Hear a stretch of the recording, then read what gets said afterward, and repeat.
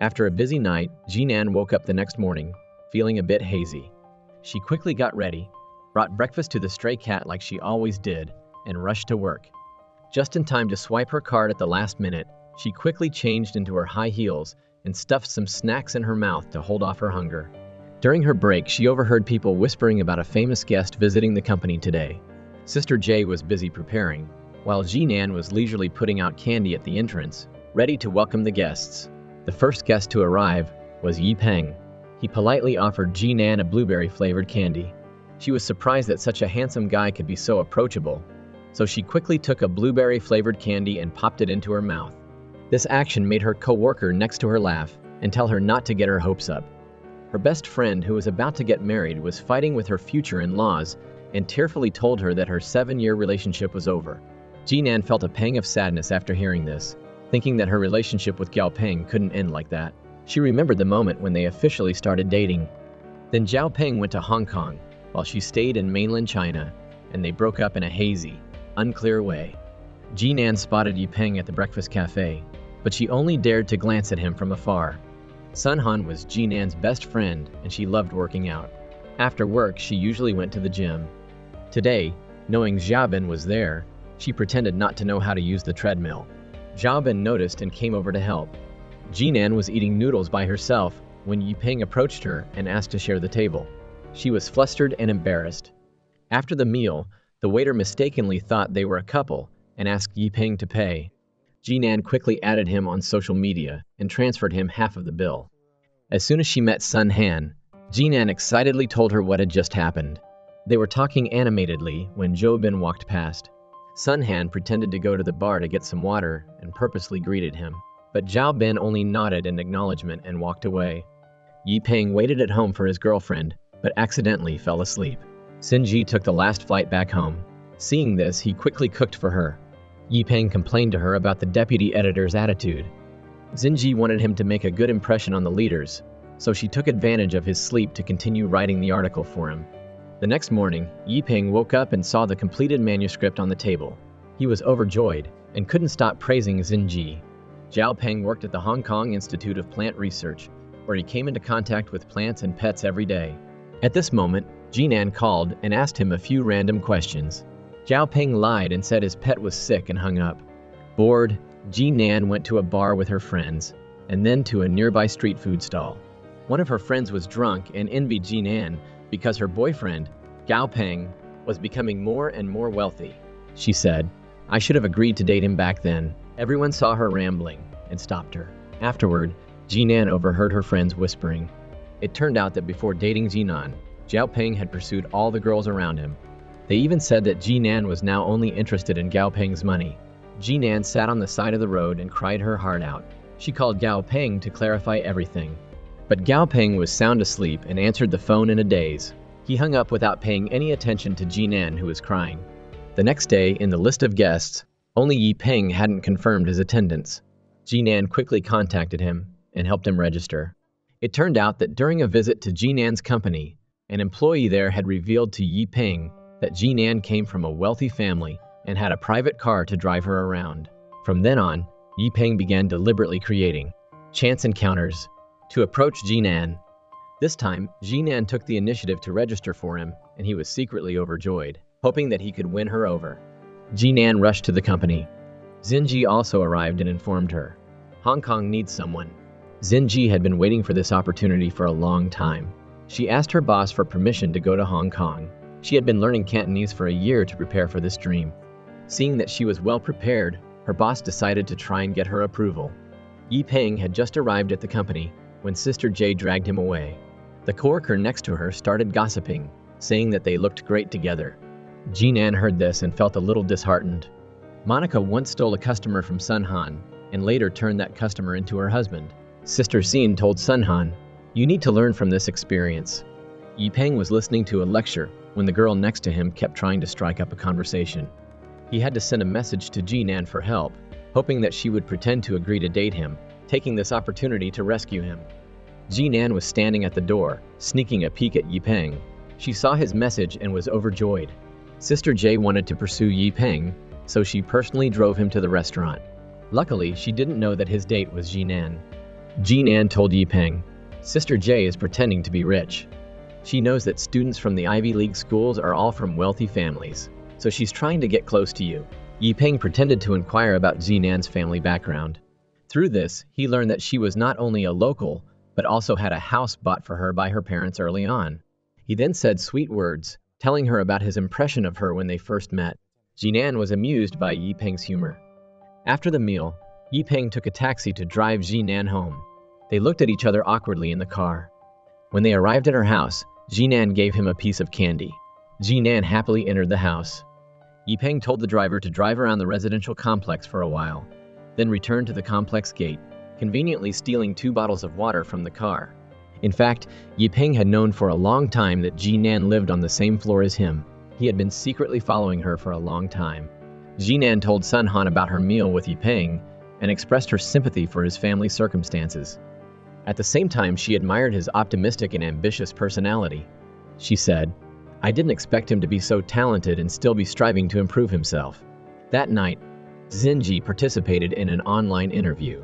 Yipeng texted Jinan, making her nervous and her heart racing.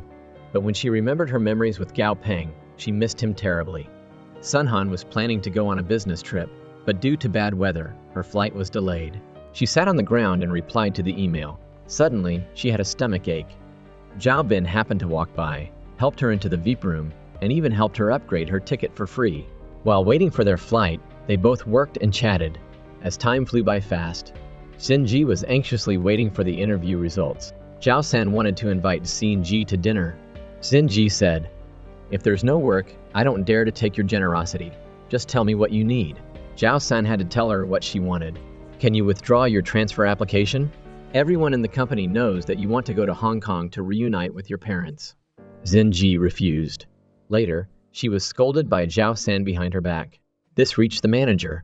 The manager reminded Xinji to learn how to be more tactful, but Xinji thought, "Except for showing me to my seat on my first day of work, Zhao San has never taught me anything.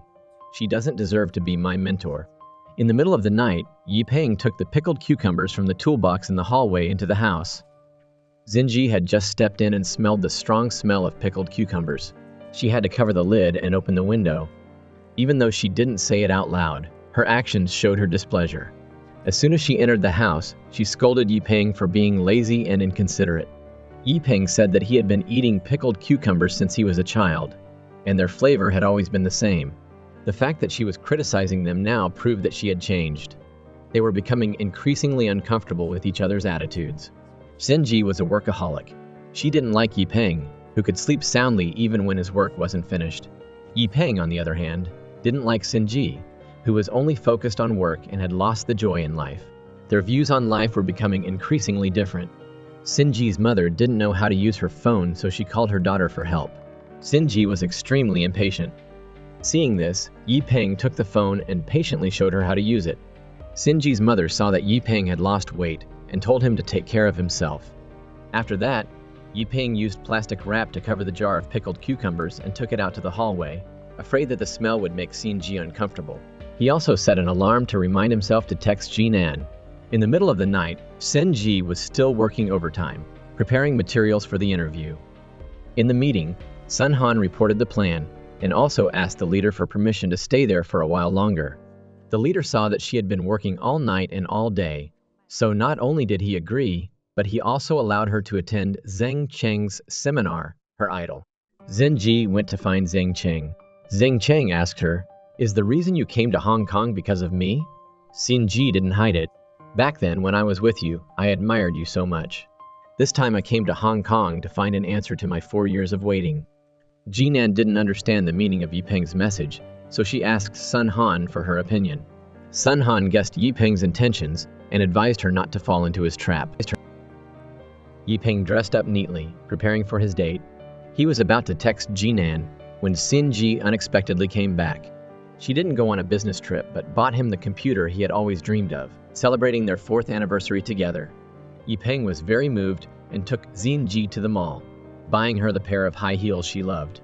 Yipeng received a call from his sister, who told him their father was sick. He said he would transfer money home. Looking at the shoes on her feet, Xinji had to return them, lying that the shoes were a little tight, and that they would be discounted next season, so she could buy them later. Sun Han dressed beautifully and went on her date. Jiabin saw her and was amazed by her beauty. He took her to a private room. When he opened the door, Sun Han realized it wasn't a private date for the two of them, but a group of people waiting for Jiabin. She had to sit at another table and awkwardly eat with strangers. Zhao Peng was tending to the plants when he received a call from Jinan. He wasn't focused on the conversation. His mind was only on planting. Seeing that Jinan was nagging and accusing him of being inconsiderate, he angrily hung up. Sun Han went back to the hotel disappointed.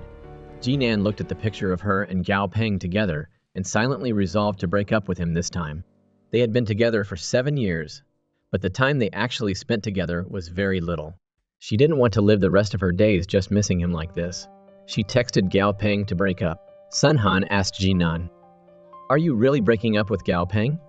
If Yi Peng didn't exist, would you be as decisive in breaking up with Zhao Peng?" Sun Han was preparing to go to a party, but she didn't have a nice handbag. Jinan opened her wardrobe and let her best friend choose. At this time, Zhao Peng sent gifts to her house, comforting Jinan. Sun Han saw that the entire box was filled with jewelry and handbags and said, "Zhao Peng still loves you." But Jinan didn't need love like that. She sold all the gifts Zhao Peng gave her. Among those gifts, there was a bracelet that made her hesitate. The bracelet was bought by Zhao Peng for her after he skipped meals for half a semester and worked part-time. It was the cheapest gift among them, but it was the one she loved the most. Sun Han put the bracelet on for her and told her, "No matter what happens, don't sell it." Yi Peng accidentally saw Xin Ji applying to transfer to Hong Kong. In the middle of the night, he texted Jinan to apologize, explaining that he had something urgent to do the day before and didn't intentionally ditch her. Jinan didn't care about his text. At this time, she was immersed in her heartbreak and was determined to cut off all contact with Zhao Peng, even selling her favorite bracelet. Jinan went to the breakfast stall as usual. Sun Han had a stomachache again. She planned to go to the hospital for a checkup, but received a notice that she had to work overtime, so she had to take pain medication and rush to the film set. After a hard day's work, Xing Cheng bought late-night snacks for everyone. Sun Han gave him a lucky charm.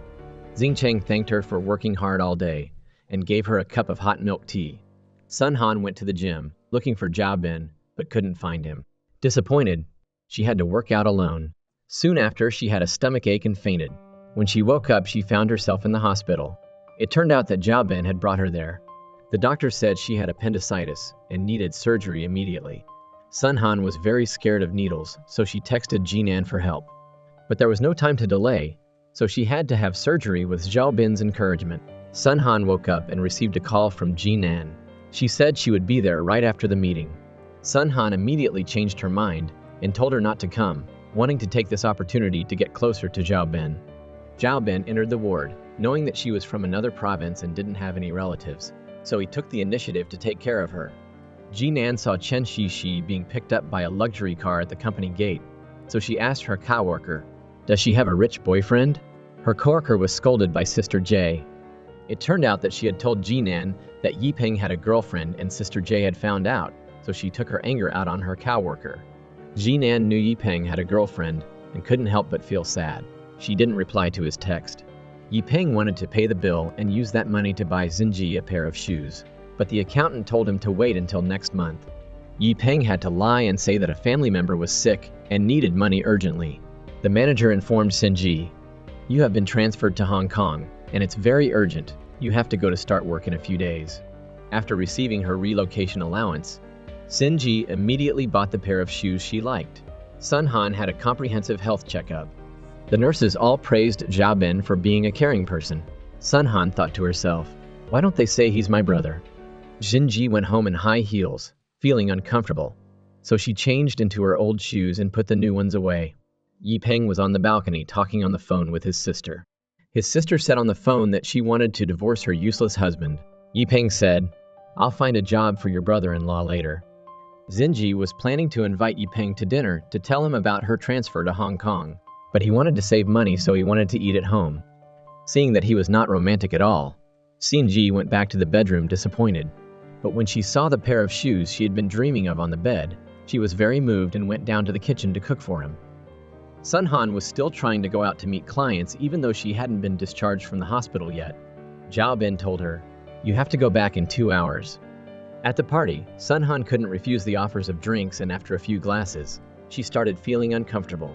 Seeing this, Xing Cheng gave her a glass of ginseng tea, saying, "When I was young, I was also reckless like you." Zhao Bin said he would come and pick Sun Han up in half an hour. At this moment, Xing Cheng's car broke down and she had to call her husband to pick her up. The party ended and Xing Cheng and Sun Han left together. Unexpectedly, Zhao Bin was Xing Cheng's husband. Sun Han watched them leave and her heart ached. The next day, Jinan asked Sun Han if she had a relationship with Zhao Bin. Sun Han felt sorry for Xing Cheng. Knowing Zhao Bin's true nature, she immediately demanded to be discharged from the hospital and decided to cut off her relationship with him. She wanted to appear noble and pay for her hospital bill herself. But when she saw the bill, she was shocked and changed her mind. Deciding to teach Zhao Bin a lesson, she used his account to pay for her hospital bill. This time, Sun Han had been deceived by Zhao Bin's attentiveness. He clearly had a wife, yet he was treating another woman so well. Jinan told Sun Han, "Yi Peng has a girlfriend. I don't have any hope anymore. We're both lost in the crossfire." Xing Cheng advised Xin Ji, "Don't rely on men. You have to be strong yourself. But you also have to know when to be weak, otherwise men will feel pressured." Xin Ji didn't know how to tell Yi Peng about her transfer to Hong Kong. She hoped their love could overcome the challenge of distance. Xin Ji bought a lot of food home to cook. Yi Peng came home and saw Xin Ji had prepared a table full of food. He asked Xin Ji what day it was to cook so much food, and she told him to wash his hands and try her cooking. As soon as Yi Peng entered the bedroom, he saw 2 large suitcases that Xin Ji had neatly packed. He was immediately unhappy. Even so, Yi Peng still tried to appear calm and sat down to eat. Xin Ji told him that she might have to go to Hong Kong. She said that Sister San was supposed to go, but she had something urgent come up, so the company asked Xin Ji to go instead. Yi Peng immediately asked about the salary. Xin Ji said the salary was double. She asked Yi Peng if he supported her going. Yi Peng said a double salary was good, so why not support her? Xin Ji asked Yi Peng what he would do if she left, and Yi Peng said he would be fine. It was just that the rent for living alone might be a bit high, and the rental contract they signed was for a year. If he moved out now, he would probably have to pay a penalty.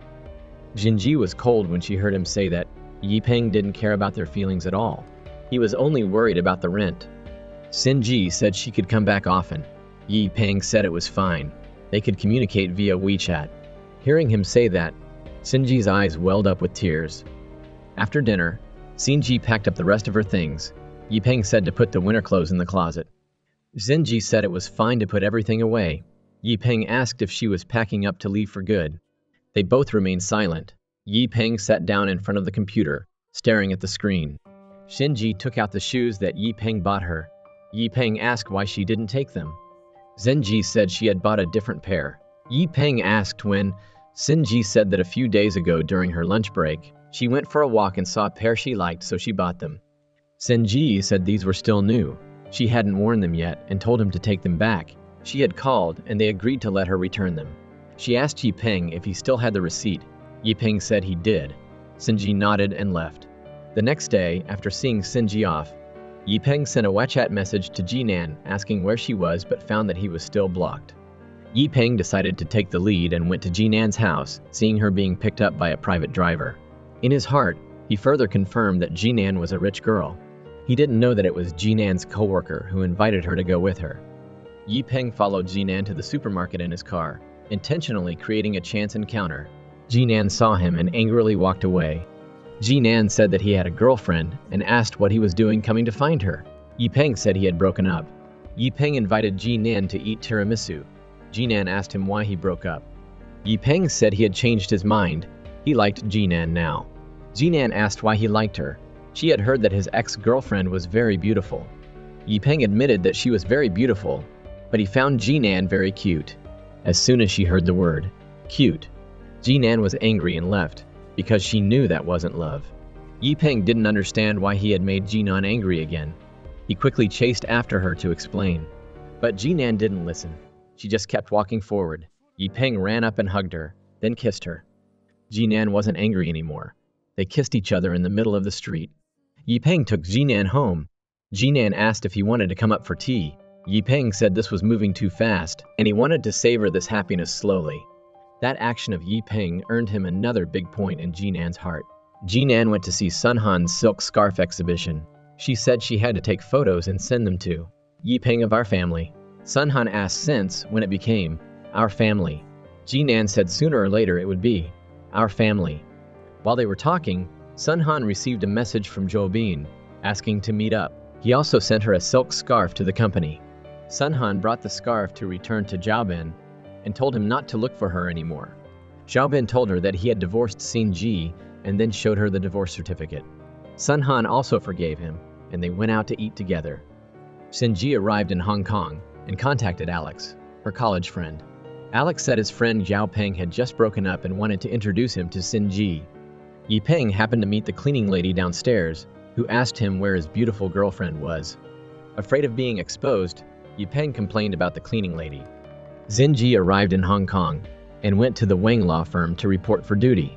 She said she still spoke Cantonese quite stumblingly. Lawyer Hu asked her where she learned Cantonese, and Xin Ji said she learned through movies and songs. Lawyer Hu told her that he could speak Mandarin. Xin Ji awkwardly said that her Cantonese wasn't good. Lawyer Hu said it was fine. In the beginning, he spoke Mandarin the same way. Just keep speaking and practicing, and you'll get used to it. Lawyer Hu said that he wanted Xin Ji to follow a coworker to get familiar with the work first, but that person had to go on a business trip to Shanghai. Lawyer Hu told Xin Ji that she had to take over the case immediately. Xin Ji said it was fine, she could handle it. Xin Ji went to meet her coworker, who took her to her seat. Xin Ji greeted everyone. The cleaning lady Yi Peng complained about had lost her job, and Yi Peng saw her carrying her belongings, ready to leave. Feeling guilty, Yi Peng took some of his old clothes and gave them to her. The cleaning lady said she didn't know who was so malicious that they played a dirty trick on her, making her lose her job. Yi Peng didn't know what to say, he just gave her the old clothes. The landlord brought someone to view Yi Peng's house. He said that after breaking up, "Why did you still want to return the house? Are you afraid of missing her?" Yi Peng didn't say anything. He was about to send the landlord and the viewer out when he suddenly saw Jinan. Jinan was about to go out to take out the trash. Yi Peng hurriedly slammed the door shut. The landlord thought he was strange. Yi Peng quickly texted the landlord saying that he suddenly had a stomachache. Yi Peng peeked at Jinan through the peephole. After taking out the trash, Jinan turned back. She smelled something a bit unpleasant. Jinan went towards Yi Peng's house, the smell getting stronger. It turned out to be the fermented bamboo shoots Yi Peng had left in the hallway. Jinan frowned and went back home. Yi Peng became even more self-conscious. Xin Ji got off work late and was about to go home when she found the main door was locked. She called out to see if anyone was there. The security guard heard her and came out to tell her that the main door would be locked at midnight and told her to use the side door. Xin Ji asked the security guard if there were any good late-night restaurants nearby, and he recommended a few to her. Jinan and Yi Peng went on a date again. Yi Peng took Jinan home. When they got downstairs, Yi Peng hugged Jinan's waist and said he was planning to move. Jinan asked where he wanted to move to. Yi Peng said he wanted to move to the building next to her, so he could come over and cook for her. Jinan asked in surprise if he knew how to cook. Yi Peng said there were many things she didn't know about him. Jinan invited Yi Peng up to her house to try the bubble tea she had just learned to make. As soon as they entered the house, they kissed passionately. Jinan quickly ran to the bed and flipped over the picture frame of her and Zhao Peng. After having fun, Yi Peng made noodles for Jinan to eat. While eating, he told her about his rural background to make her feel sorry for him, because he was worried that Jinan would despise his body odor. Jinan said she had never looked down on him. In fact, she thought he was great. Hearing this, Yi Peng was very moved. He told Jinan that meeting her was the greatest fortune of his life. Jinan also said she was very lucky. The next day, Jinan went to work in a good mood. While working, she received a video call from Sun Han, who said that she and Zhao Bin were in Sanya. She said that she just wanted to see the sea and Zhao Bin had arranged everything. She didn't need to bring anything, just come and buy everything here. Jinan chatted with Sun Han for a while before hanging up and continuing to work. After work, Jinan was feeding her cat in the residential area when she heard a parrot calling, "Darling," from behind her. Jinan turned around and saw Zhao Peng. Zhao Peng said he had run away from home and asked Jinan if they could not break up. Jinan said that wasn't possible. Zhao Peng then lay down at her house and refused to leave. Yi Peng texted Jinan asking what she was eating tonight, and Jinan said that she was going back to her parents' house. But when she got home, Yi Peng heard a man singing karaoke in Jinan's house. He asked her if she was home yet, and Jinan still said she wasn't. Zhao Ben answered Sinji's phone, promising to go back tomorrow morning. Sun Han had a hunch that something was strange, and she subconsciously checked Sinji's moments. It turned out that her boyfriend had suddenly changed his schedule because of his ex-wife. She felt a little sad inside. It turned out their divorce wasn't public knowledge. He lied to her, saying that Sinji was suffering from an old illness, and even though she had recovered, she was quite hurt because of the divorce, so he decided to go back and comfort her, so he couldn't stimulate her right now. Zhao Peng fell asleep on the sofa. Jinan covered him with a blanket. Early the next morning, Jinan received a call from Yi Peng. She pretended that she was still asleep and at her parents' house. Yi Peng looked over at Jinan's house from the balcony and heard Gao Peng teasing the birds. The next day, Zhao Peng invited Jinan to go for a walk. She suddenly received a message from Yi Peng, who said he was very sad. He didn't expect her to be with another man. Jinan looked around and Yi Peng was standing in the distance calling her. She decided to tell Gao Peng clearly that she had a boyfriend and also advised him to go back to Hong Kong. Zhao Ben took Sun Han home. The past few days had been like a beautiful dream for her. As soon as she thought about returning home and not being as free and easy as she was outside, she couldn't help but feel a little disappointed. Jinan was a little proud of being pursued by two men at the same time. At this moment, the doorbell suddenly rang. She thought it was Gao Peng coming back. She was going to open the door to make it clear, but she found it was Yi Peng. He was incredibly angry inside. He domineeringly kissed her and asked her if she had been intimate with Gao Peng last night. Yi Peng was very afraid of losing Jinan, especially losing the financial backing behind her. Every night, Yi Peng watched live streams learning how to pursue women. Zhao Peng came to Jinan's house early in the morning, hugged her and sincerely thanked her, thanking her for her words of encouragement. This was the first time he realized that his parents were really old. He had come to his senses and decided to go back to Hong Kong tomorrow. Jinan seriously proposed breaking up, but Gao Peng didn't agree. He spent a large sum of money to buy back the bracelet he had given her before in order to try to reconcile. He always remembered their 7th anniversary. Jinan suddenly softened. That year, they had promised each other that they would go to Hong Kong together. Before Yi Peng left, he said that he had booked a plane ticket for her and would meet her in Hong Kong. Looking through the crack in the door, Yi Peng saw Zhao Peng leave with his suitcase. On the way, Zhao Peng didn't say a word. He got into a taxi and left. Sun Han and Jinan went to their favorite restaurant for breakfast. At that moment, Jinan couldn't tell whether she loved Gao Peng more or liked Yi Peng more. Suddenly, it started raining heavily. Sun Han stayed home to prepare dinner. At this moment, Zhao Ben suddenly arrived. He said he wanted to experience her life, so this time he took the subway, mocking himself for being like a headless fly, not knowing where to buy tickets.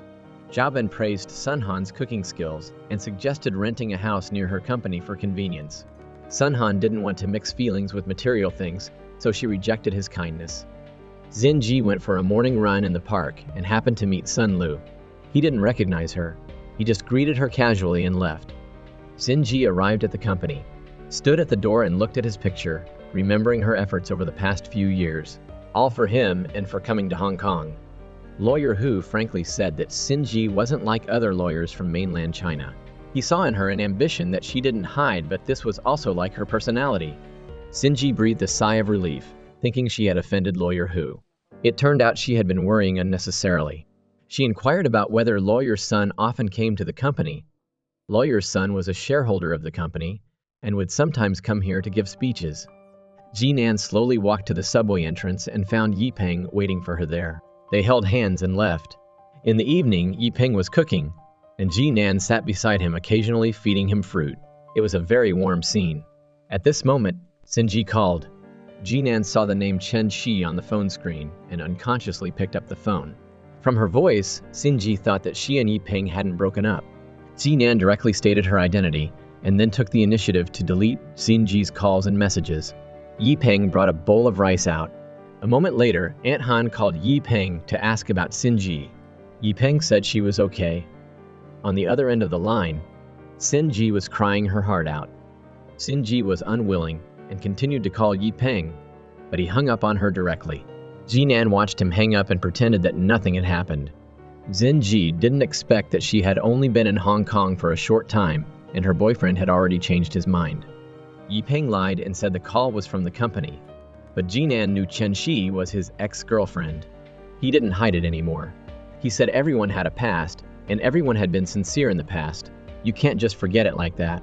They can only not mention the past. Everything has to move forward.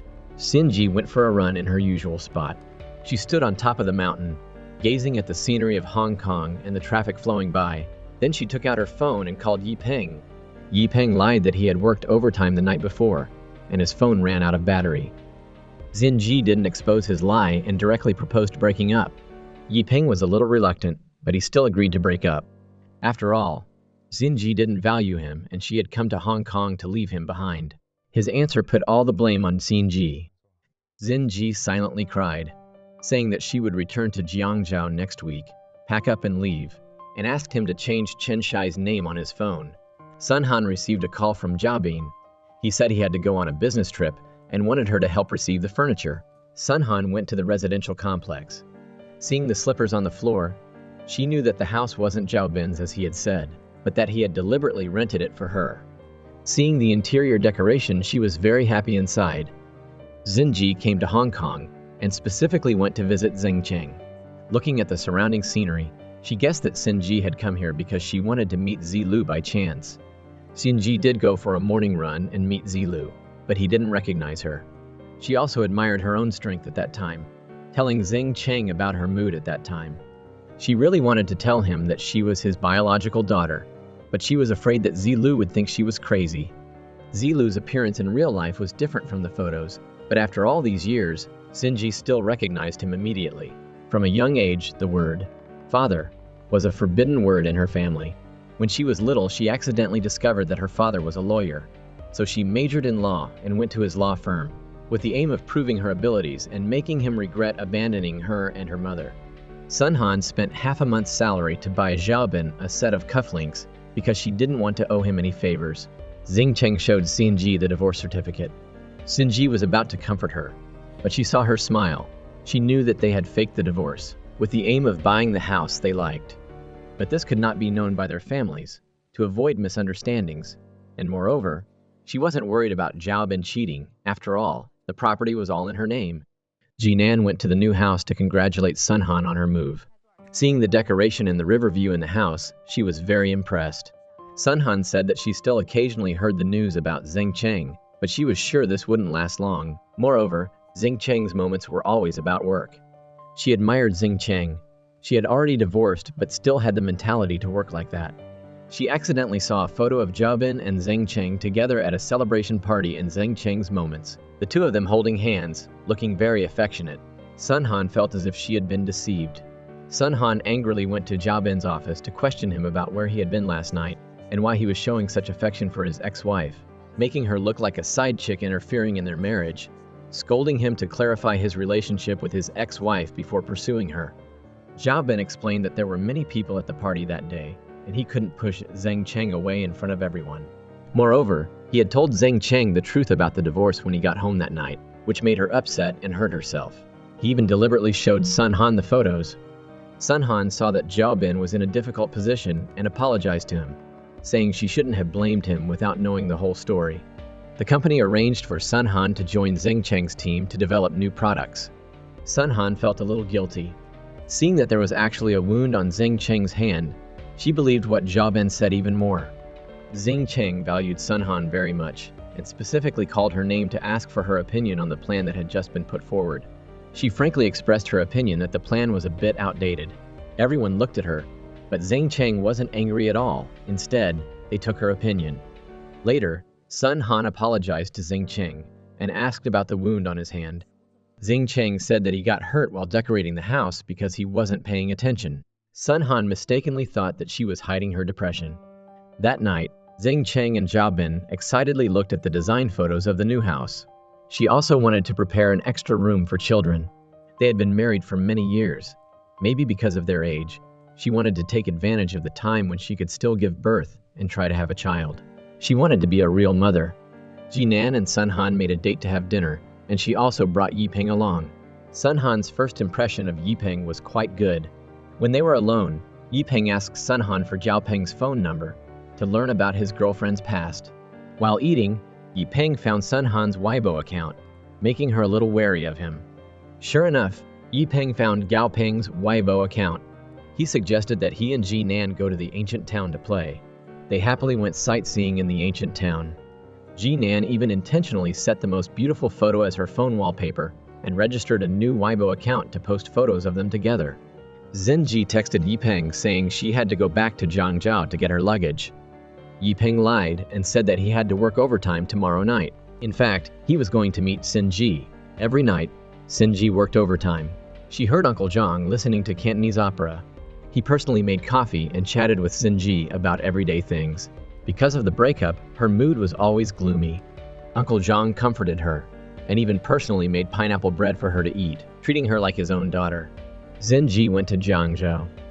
Yipeng specifically came to pick her up and asked about her situation in Hong Kong. Although they had broken up, that night, he still went to the kitchen to cook for Zenji. Meanwhile, his phone received a text message. The screen displayed a photo of him and his new girlfriend. Zenji told him about the time when she called him and heard a girl's voice. She was really sad at the time, but thinking about it now, they were bound to break up sooner or later. She also guessed that Zinan was probably a rich girl and hiding her identity. In that case, his brothers and sisters would also have a place to lean on. Unlike with her, she wasted his handsome appearance. Yipeng was angry after hearing this. He said that only Senji was in his heart.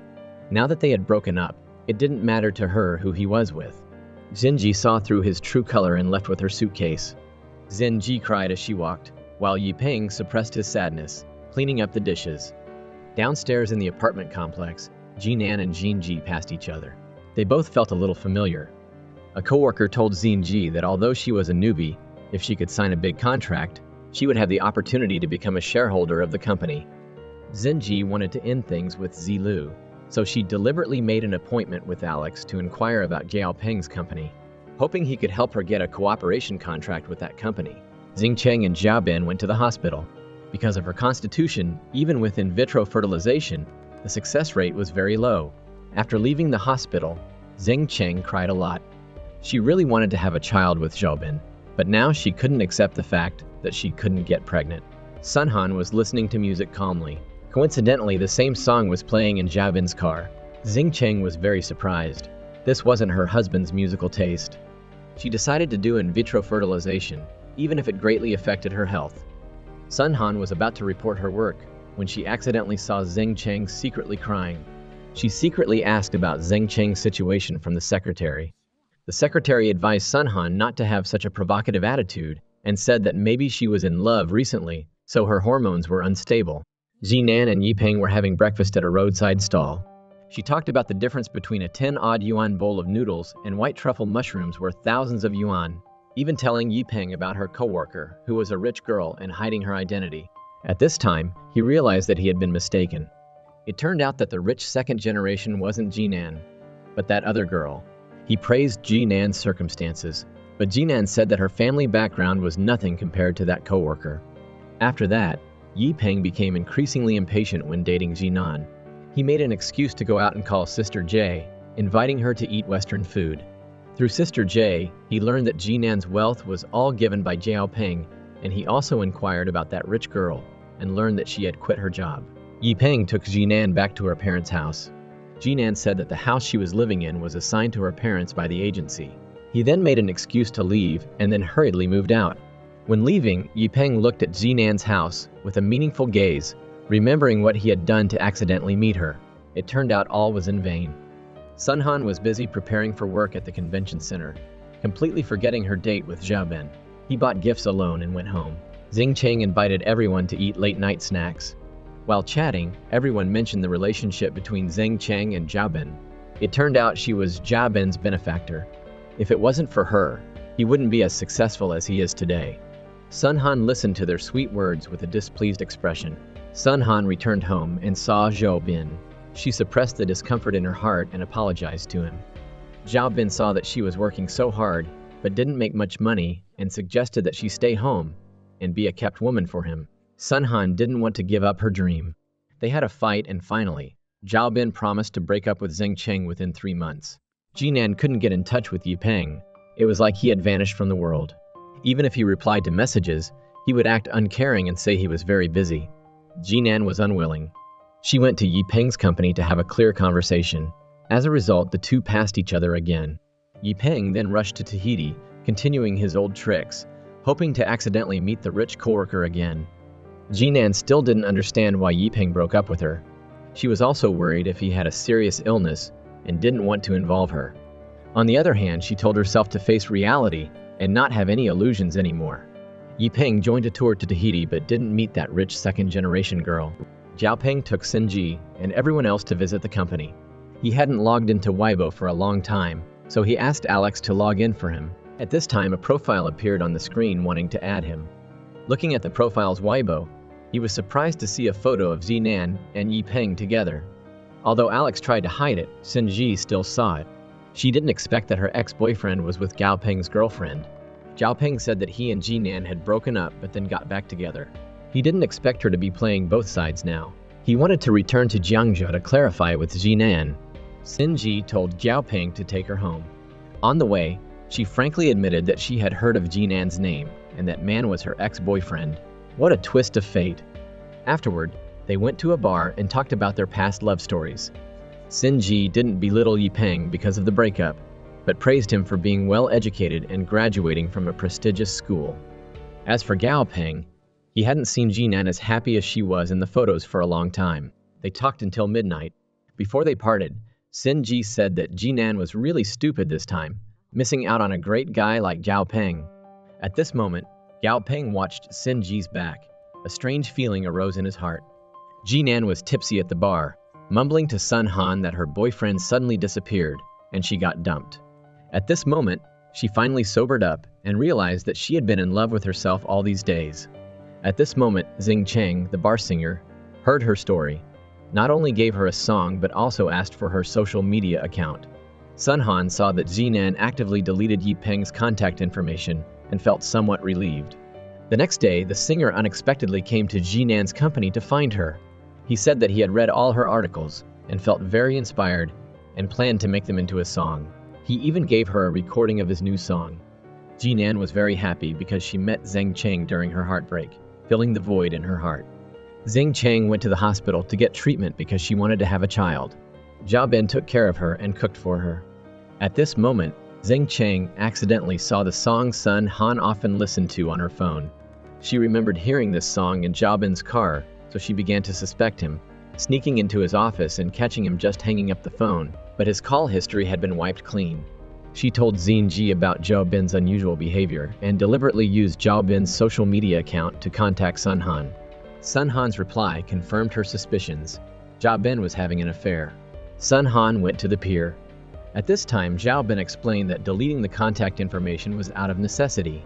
It was entirely because he wanted to take care of Xing Cheng's illness. Sun Han angrily scolded him. They had already divorced, and now he was making her look like a third party. Her patience had a limit. She asked Zhao Ben to choose between them. Zhao Ben didn't hesitate and chose Sun Han. He also gave her a shopping card. Sun Han was still in charge of Xing Cheng's project, which Zhao Ben didn't know about. She didn't care about it anymore. Seeing the money and material things Zhao Ben gave her was now taken for granted. Zhao Peng met Alex at the bar. At this moment, Emily introduced herself. She had once been the champion of the school-level tennis competition in Canada. They chatted happily on the dance floor. Sinji felt that they were very compatible. While recording, Xing Cheng unexpectedly confessed to Jinan. He always thought that Jinan went to see him record, gave him gifts, meaning she liked him. When he was about to get closer, Jinan was scared. She didn't expect Xing Cheng to think she was that kind of woman. She was heartbroken and left, calling Zhao Peng on the way. Zhao Peng hung up. That night, Jinan decided to go to Hong Kong to find Zhao Peng and reconnect with him. Sinji didn't like the noise of the nightclub, so she went outside to answer her work phone. Zhao Peng gave her a glass of water and said that Jinan would come to Hong Kong next week, but he didn't know whether he should forgive her. Sun Han received a message from Xing Cheng, wanting to meet her. She was so startled that she choked on water. She asked if Xing Cheng had any opinions about her. Sun Han went to a tea house. She knew why Xing Cheng called her, and she proactively admitted that she was seeing her ex-husband. Xing Cheng thought that since her divorce from Zhao Ben hadn't been made public, the marriage was still valid to outsiders. Xing Cheng couldn't believe that Sun Han trusted Zhao Ben so much. She could only laugh bitterly. She asked Sun Han if Zhao Ben often used the excuse that she was emotionally unstable to be with her, and also wanted Sun Han to be generous. Xing Cheng recounted how she and Zhao Bin faked the divorce, purely to get another house. At this time, Sun Han couldn't believe that Zhao Bin still had feelings for Xing Cheng. She said that she and Zhao Bin truly loved each other, had moved in together, and believed that the law wouldn't protect their fake marriage. Sun Han tried to appear strong in front of Xing Cheng, but secretly cried afterward. Zhao Bin was discussing work with director Xu when he received many calls from Xing Cheng. Xing Cheng said that she knew about him and Sun Han. She also reminded him that he shouldn't forget who gave him the startup capital. How dare he secretly buy a house and support his mistress? Zhao Bin returned home, wanting to avoid the topic of Sun Han, saying that the house was for investment and that Sun Han was the one who willingly fell for him. Xing Cheng didn't expect him to use this lie to deceive Sun Han. She wasn't as naive as Sun Han and immediately kicked Zhao Bin out. Xing Cheng laughed at herself for being so stupid. Now she was pregnant with his child. Zhao Bin turned his car back to the apartment complex to apologize to Sun Han, but she refused.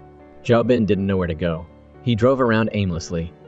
As a result, he was in a bad mood and got into a conflict with traffic police, so he had to stay at the police station for a night. The next day, Sun Han dragged Jinan to pack up. Zhao Bin came to Sun Han again to apologize, saying that only she was in his heart. In front of her, he spoke to Xing Cheng on the phone with a cold attitude. At this time, Sun Han believed Zhao Bin's words, mistakenly thinking that Xing Cheng was sick, and that it was because she kept clinging to Zhao Bin. She suggested that Zhao Bin go home and have a clear conversation with Xing Cheng. Sun Han looked at the distant river and said that she used to really want to come here, but now she didn't know whether to trust Zhao Bin. Jinan always felt that there were many suspicious things about Zhao Bin's words. Xing Cheng kept texting Zhao Bin. She even took pictures of the state of the house, with CDs scattered all over the floor. Seeing those pictures, Zhao Bin immediately returned to Sun Han. Xing Cheng told Xinji everything. Xinji frankly pointed out that Xing Cheng saw Zhao Bin as her son and shouldn't push him onto someone else. At this time, Xinji was at the hair salon, getting ready for a new hairstyle, starting over. Jinan wiped the bracelet, reminiscing about the good times with Gao Peng. Sun Han helped her pack, advising her to treat this relationship as motivation to reignite the flame of her old love with Gao Peng. Zhao Peng still hadn't replied to Jinan's message, and she felt a little disappointed. It was because of Yi Peng that she woke up and realized that Gao Peng was an inseparable part of her life. From when she was naive until now, they had experienced so much together. Zhao Peng didn't pick her up at the airport, but sent Jinan his location. The assistant took her to a private room. As soon as she opened the door, she saw many people gathered together for dinner. Jinan opened the door and walked into Gao Peng's house. She saw a lot of people and was a bit surprised. Emily was the first one to greet her, introducing herself as Alex's cousin, Zhao Peng's best friend. Alex asked how she was and mentioned their previous meeting in Zhangzhou. Jinan nodded. Emily then introduced the other colleagues to Jinan. She asked Alex about Zhao Peng, and he said he had an online meeting upstairs. Emily then took Jinan on a tour of the house. Alex went upstairs and told Gao Peng that everything was going according to Xinji's plan. Zhao Peng was a little worried and asked Xinji if it would be okay. Xinji confidently said they would know soon. Zhao Peng was unsure. The day before, Xinji had analyzed the relationship between Zhao Peng and Jinan. She believed the biggest problem was that Jinan didn't realize how important Gao Peng was. Emily showed Jinan around, introducing everything as if she were the mistress of the house. She deliberately mentioned Jinan and Zhao Peng's 7-year relationship, comparing it to her own shorter time knowing him. Jinan asked about their relationship. Emily casually responded that it was fine, and then led her to the bathtub, boasting about how she and Gao Peng had discussed relaxing in it last night. Jinan couldn't take it anymore. She wanted to see Zhao Peng immediately. She yelled his name, crying. Zhao Peng rushed out of the meeting room. As soon as she saw him, Jinan ran to him and hugged him tightly, saying she missed him so much. Zhao Peng introduced Xinji. She immediately recognized Jinan as Yi Peng's girlfriend. Seeing Jinan about to cry, Xinji kindly advised her to wash her face and rest. After packing her things, Jinan went to the kitchen to wash the dishes. Zhao Peng's friends had already left. He told her to leave them, someone would clean them later, but Jinan wanted to do it herself. Zhao Peng said he had documents to look at, telling her to do whatever she wanted. In his office, Gao Peng couldn't help but think about Jinan. She also felt the distance between them. She went to Gao Peng and told him everything about Yi Peng. Zhao Peng asked her if she still loved him. Jinan confirmed that she did. He decided to forgive her. Xinji and Emily went out for porridge. Xinji bluntly asked Emily if she had intentionally left her phone at Zhao Peng's house. Emily just laughed and told Xinji not to expose her. Xinji then asked about Emily and Zhao Peng's progress. Emily didn't answer directly, but confidently said Jinan wasn't her competition. Only Xinji was worthy. Xinji heard this and retorted that not everyone liked Zhao Peng. He wasn't her type. That night, Jinan was in bed confiding in Sun Han about making up with Zhao Peng. Sun Han praised her and asked how she did it. Jinan cheerfully yelled, "I love you," to Zhao Peng, who was showering. Zhao Peng stuck his head out and asked what she said. Jinan repeated it. While they were happy, Jinan suddenly found a strange earring on the bed. She asked Sun Han in panic what to do. Just then, Zhao Peng came out of the bathroom. He quickly avoided seeing a text message from Emily. Jinan witnessed this scene and became even more suspicious that Zhao Peng was having an affair. Zhao Peng made up an excuse about having to deal with something and went into his office. As soon as he entered, he opened a picture of Emily wearing a bikini that she had sent him, asking him to go out with her next time. Xinji went to see Zhao Peng to discuss work. He told her that he had made up with Jinan. He said Jinan had confessed everything. Xinji asked if that included the other person. She asked Zhao Peng if he could get over it. He replied that they had been together since they were 18, and Jinan was the kindest, most honest girl he had ever met. Xinji didn't say anything else. Xing Cheng hinted to Zhao Bin that all the assets were in her hands, and that Zhao Bin would definitely have to beg to remarry. Sun Han would not waste her beautiful youth to be a third party. She would not forgive Zhao Bin. Zhao Bin informed Sun Han that he was preparing to remarry, and that he currently had no money in his name, and even had debts after the divorce. Sun Han replied that she could earn her own living, and didn't need to rely on him. Now she realized that everything Zhao Bin said was a lie. Knowing that Xing Cheng was having lunch with Hantu, Jinan went to meet her. She told Xing Cheng that she heard Zhao Peng say that Xing Cheng was a workaholic. She wanted to get to know Xing Cheng, but Xing Cheng said that her lunch break was very short. She asked Jinan to get to the point. Jinan then took out the earring she found on Zhao Peng's bed and asked Xing Cheng what she thought about it. Xing Cheng calmly replied, asking Jinan in return what she wanted her to think, because she and Zhao Peng were only in a physical relationship. Jinan then asked about Emily, asking why she sent bikini pictures to Zhao Peng in the middle of the night. Xing Cheng explained that Emily was pursuing Zhao Peng and asked Jinan in return if she didn't realize that. She added that not only Emily, but many girls in Zhao Peng's company liked him. Jinan confessed that she had come too late, and after this trip she realized she couldn't live without Zhao Peng. Jinan begged Xinji for help, but Xinji asked her how she wanted her to help. Jinan said that if Emily contacted Zhao Peng, she should let her know. Xinji glanced at her without saying anything. Jinan continued, if Xinji helped her, she would tell Zhao Peng to make Xinji a real customer. Xinji asked again, didn't Jinan trust Zhao Peng very much? Why didn't she ask him herself? Jinan's tears welled up. She said that she couldn't live without Zhao Peng. Xinji asked back, did Jinan want to use her trust to exchange for Zhao Peng's trust? Jinan was completely confused, not knowing what to do. Xinji recalled what Xinji had said. She felt that she should focus on her career for now. Xinji thought that she should focus on winning Zhao Peng's contract right now. She told Jinan that the earring might have been intentionally left behind by Emily to make them fight. Jinan understood what Xinji meant. At this time, a colleague came to find Xinji, so she used the excuse to leave. Jinan was very grateful to Xinji for telling her these things. Jinan was sitting on the sofa watching a movie when Zhao Peng came back. She asked him what he was eating tonight. Zhao Peng said he had already eaten. He told Jinan to rest for a while. He would take her out for a late-night snack after he finished work. Jinan noticed that Zhao Peng had a cold, so she made him a cup of medicine and brought it to his office. Then she pulled Zhao Peng out, saying that she had something to give him. Then Jinan said, "It's me." Zhao Peng lay his head on Jinan's lap, listening to her sing. Jinan told Zhao Peng that she wouldn't go back to Beijing anymore. She wanted to stay in Hong Kong. That way, they wouldn't have to be in a long-distance relationship anymore. Hearing this, Zhao Peng immediately sat up and asked Jinan anxiously what she would do with her job in Beijing. Jinan calmly replied, "I'll quit." Then she asked Zhao Peng, "Aren't you happy that I'm staying?" Before Zhao Peng could answer, his phone rang. He went to another place to answer the phone. It was a call from Emily. She said that it was her birthday today and asked Gao Peng if he would come.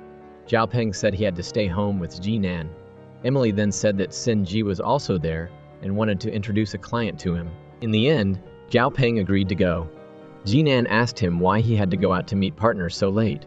Zhao Peng lied that director Zhang wanted to introduce a customer to him, so he had to go socialize. As soon as Zhao Peng left, Jinan immediately called Xinji. Xinji told her everything. Jinan quickly went to the bar where they were gathering. Zhao Peng was surprised to see her and asked, "Aren't you having a headache?" Jinan replied, "Emily called me to join the fun. How could I be absent?" Then, she took out a gift for Emily. Emily opened it to see. It was the earring that she had intentionally left behind. Zhao Peng glanced at Xinji with a hint of meaning. The two went out into the hallway. Zhao Peng asked Xinji, "Did you tell Jinan?" Xinji replied, "It was Jinan who called me." She continued, "Let's be frank with each other. There are a lot of people here anyway." Jinan thanked Xinji for telling her the truth. Xinji explained that the earring was actually hers. Emily had borrowed it. Jinan suddenly realized that Emily wanted to harm Xinji. Just then, Emily's boyfriend appeared, rushed in and hit Zhao Peng. Jinan angrily rushed in to help Zhao Peng fight back. The two returned home with gloomy faces. Zhao Peng confided that he only felt comfortable and relaxed when he was with Jinan. Jinan also said that she considered him as family.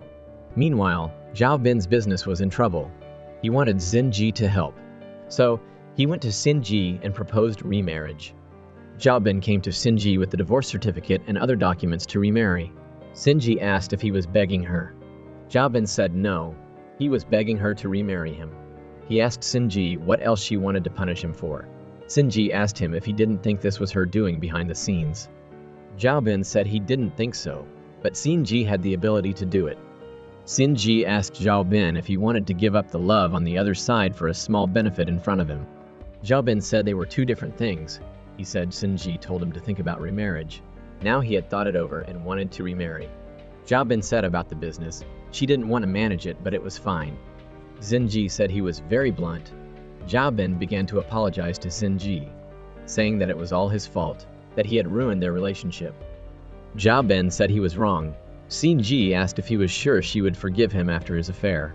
Zhao Bin said, "I had an affair. Isn't there a problem with Xinji? For all these years he didn't feel like Xinji's husband, but rather her son." Xinji asked Zhao Bin if he was discussing remarriage with her, talking like a divorce. Zhao Bin said how unhappy he was in this house. Xinji told him that if he was so unhappy, then even after remarrying, he would divorce again. It wouldn't be the same as now then, both of them would become petty people who would measure everything in terms of assets. Zhao Bin asked if Xinji had ever thought about remarrying. Xinji angrily left. Jinan brought a lunchbox to Zhao Peng's company. Zhao Peng told her to wait for him in his office. He would come and find her later. Jinan said she wasn't there for him. She heard that Xinji was having a meeting there, so she came. As soon as she finished speaking, Xinji came out. She said she only had half an hour for lunch. She didn't have time to eat lunch with Jinan. Jinan said she knew, so she brought lunch. Then the two left together, leaving Zhao Peng starving. Because Xinji had seen the article on Jinan's public account, she found it very good. Xinji helped Jinan compile other popular public accounts for her to learn from. Xinji encouraged Jinan to write for the public account. Jinan saw a dress very suitable for Xinji while shopping, so she bought it for Xinji. Sister San called Sun Han and told her to come to Zheng Cheng's meeting later. Sun Han asked if she could not go. Sister San said that Zheng Cheng had specifically assigned her to go. Sun Han was in charge of this project, so she had to go. After the meeting, Sun Han waited for Zheng Cheng to thank her for speaking up to help during the meeting. Zheng Cheng said that she wasn't helping her. This was her own business. If she didn't do it well, she would have to pay compensation. Even if she was acting, she would do the same. She told Sun Han to quickly revise the plan, so they wouldn't have to meet again. Sun Han called Jinan to tell her about this. Jinan asked if she still wanted to believe Zhao Bin.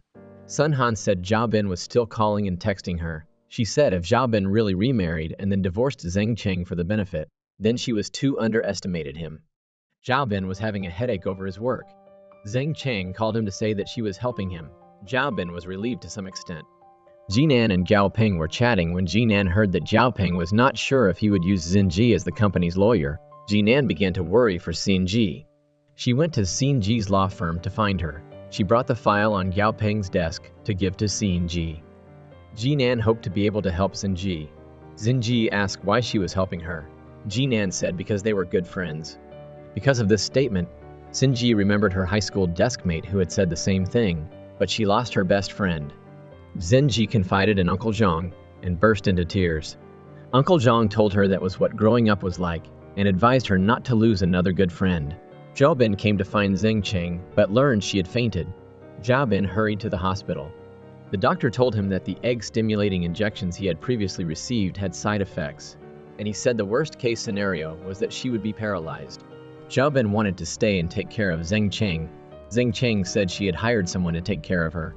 Zhao Bin brought lunch for Zheng Cheng. He asked her what she was thinking.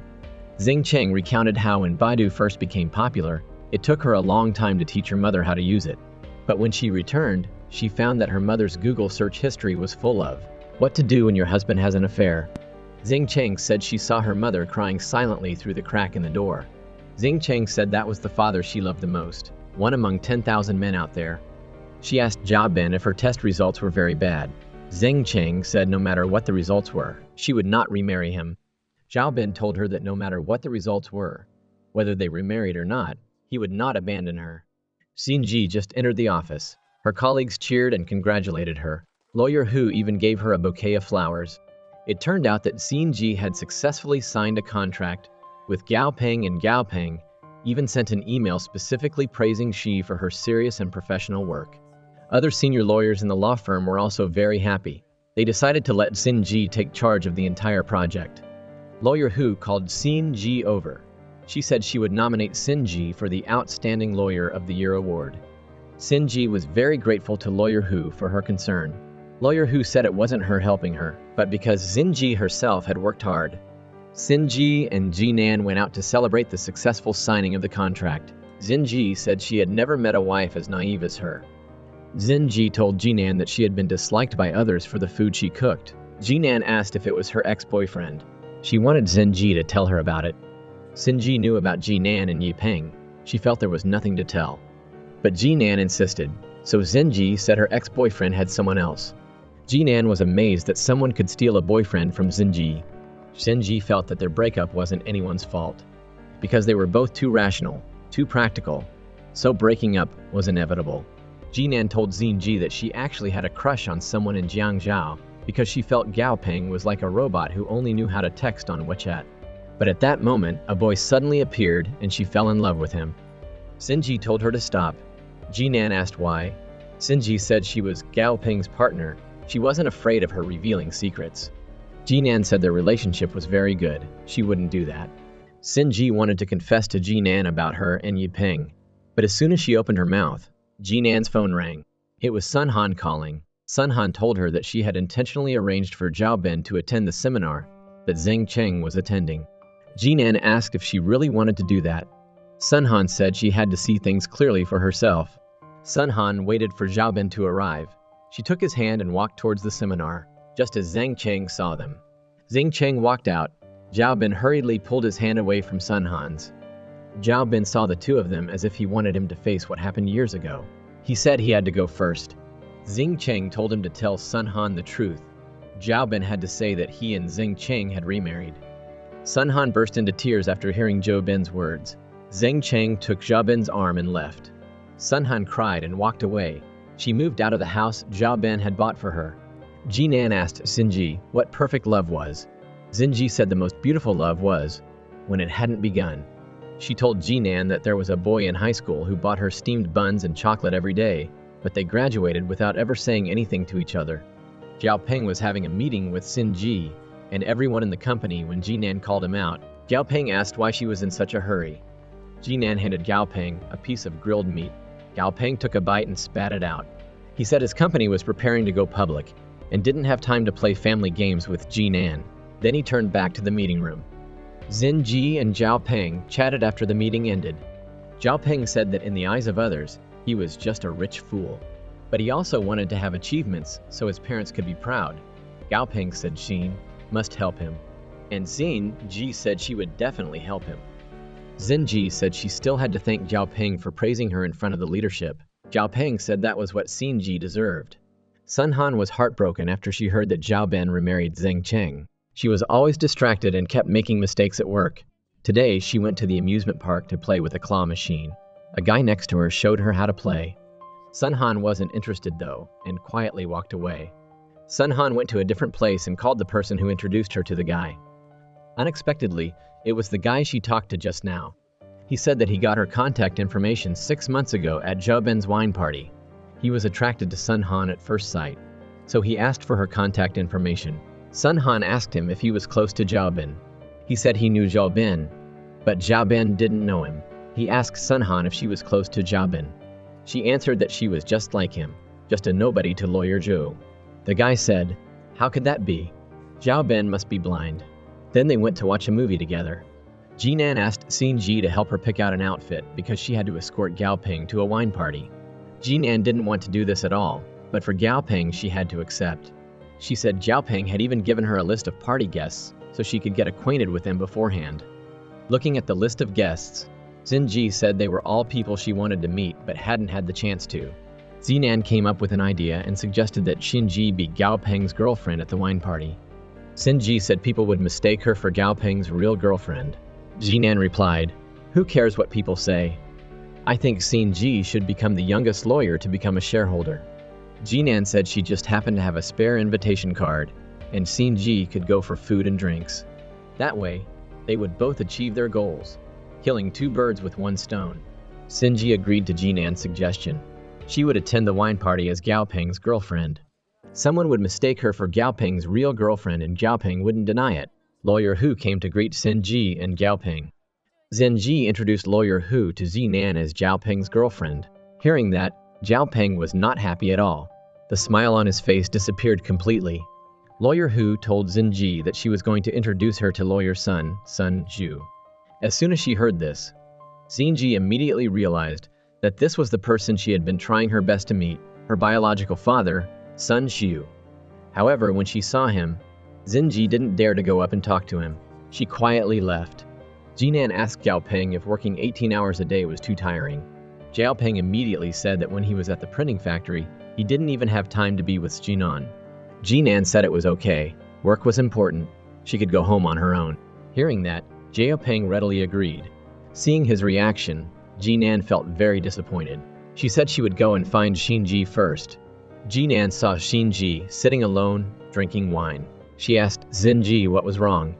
Xinji said that she had just met her father. Jinan asked Xinji if she had talked to him. Xinji shook her head and said that ever since she was 16 years old, she had set a goal to meet him, to achieve something and then stand proudly in front of him and ask him if he regretted it.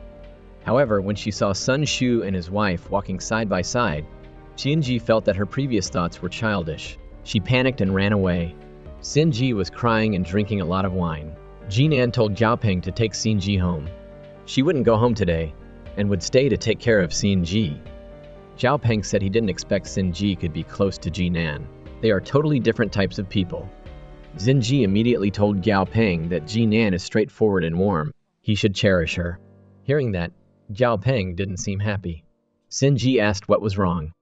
Zhao Peng answered that having no problem was the biggest problem between them. Emily learned that Jinan and Xinji had a very good relationship.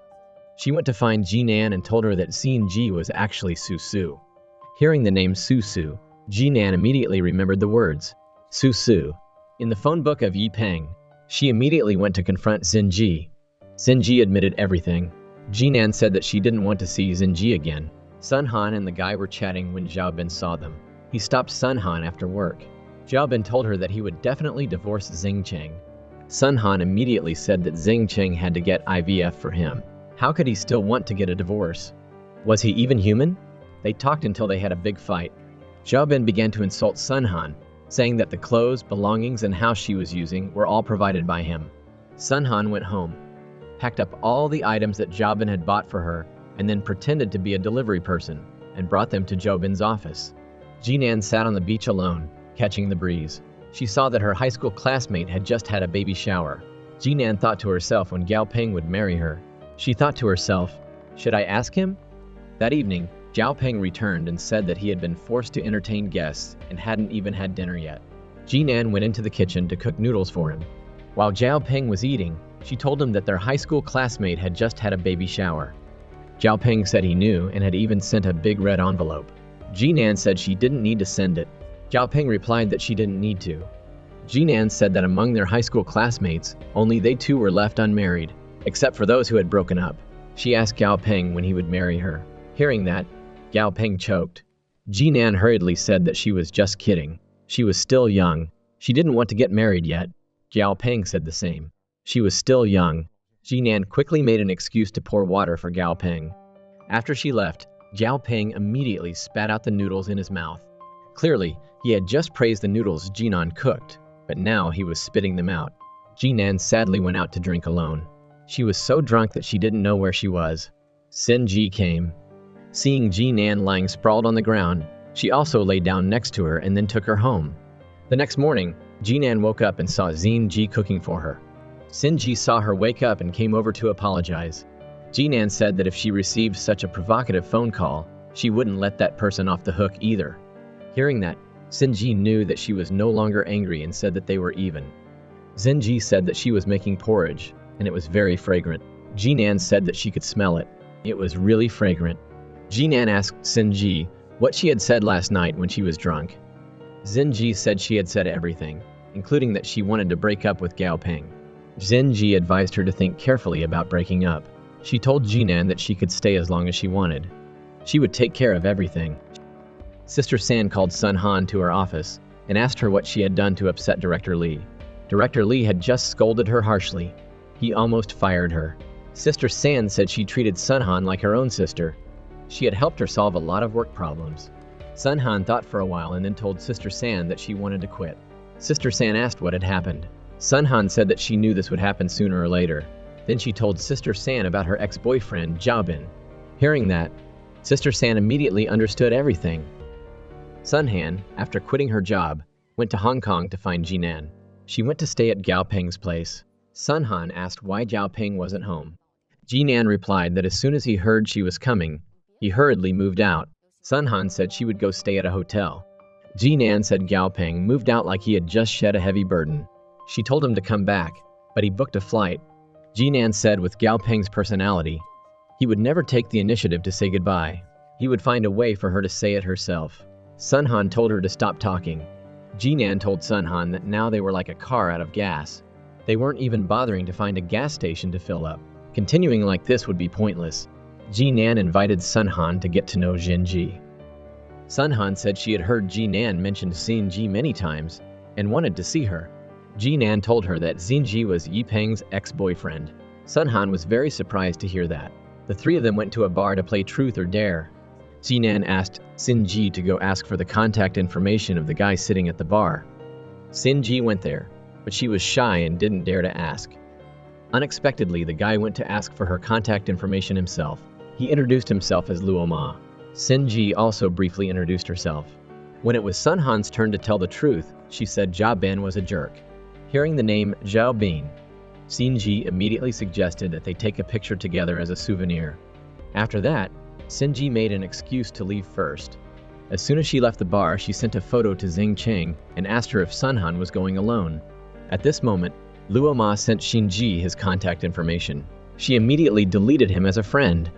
Luo Ma chased after her, asking why she deleted his contact information. Zhao Bin told Zheng Cheng that he had to go on a business trip to Hong Kong. At this moment, Zheng Cheng received a call from Xin Ji, saying that what Sun Han said was not fake. Zhao Bin went to Hong Kong to harass Sun Han. Jinan told the parrot, Qiao Qiao, that Zhao Peng raised, that she was leaving. She had already packed her bags. Jinan intended to text Zhao Peng to say goodbye, but she drafted it and redrafted it many times, and it still didn't feel right. In the end, she still couldn't send it. Jinan called Xin Ji to say that she was leaving. She and Sun Han were near Xin Ji's law office. She asked Xin Ji to come out and meet them. Xin Ji said she was very busy with work today and might not be able to make it. She would return to Jiangzhou in a few days. She would call as soon as she got there. Jinan said that was okay. Sun Han was taking pictures with Andy. After work, Xin Ji and Zhao Peng went out to enjoy the cool air. Xin Ji asked Zhao Peng, Jinan is leaving tomorrow. Aren't you going to see her off? Sinji then asked when Jinan would be back. Zhao Peng said she might not come back. Zhao Peng said that the two of them were like rodents. Sinji curiously asked what kind. Zhao Peng said squirrels. Sinji immediately said they were adorable. Zhao Peng said, "We both don't want to grow up. We both like the feeling of warming each other up, and we don't have the heart to say goodbye." Hearing that, Sinji didn't say anything. The next day, when she was about to leave, Jinan texted Zhao Peng and said she was leaving. She told him to take good care of himself. Unexpectedly, Zhao Peng arrived. As soon as Jinan saw him, she ran over and hugged him. Jinan cried as she said goodbye to Zhao Peng. She said that she was the one to initiate the breakup. That proved that she was more mature. Zhao Peng said he was sorry to Jinan. Jinan said there was nothing to apologize for. He was just being silly. After saying that, Jinan turned and walked away. She told Zhao Peng to take good care of himself. Zhao Peng called out to her. Jinan thought he wanted to hold her back, but unexpectedly, Zhao Peng just said 2 words. Goodbye. Jinan cried and hugged Sun Han tightly. She said, "I kicked the rich guy to the curb. Isn't that amazing?" Sun Han hugged her to comfort her and praised her for being so good. As they were waiting to board the plane, Sun Han was engrossed in reading a science fiction novel. Jinan asked her when she started to like reading this genre. Sun Han said Andy liked it. Just then, Andy came over and saw Sun Han reading the book he liked. The 3 of them chatted happily. Zhao Bin saw this from afar. When they got off the plane, Andy said Zhao Bin had just gotten off the plane too. Jinan asked how he knew. Andy said Zhao Bin just posted a picture on social media. They were both going to Hong Kong for a conference this time. As soon as Sun Han heard the name Zhao Bin, she quickly made an excuse to use the restroom. As she was walking, she bumped into Zhao Bin.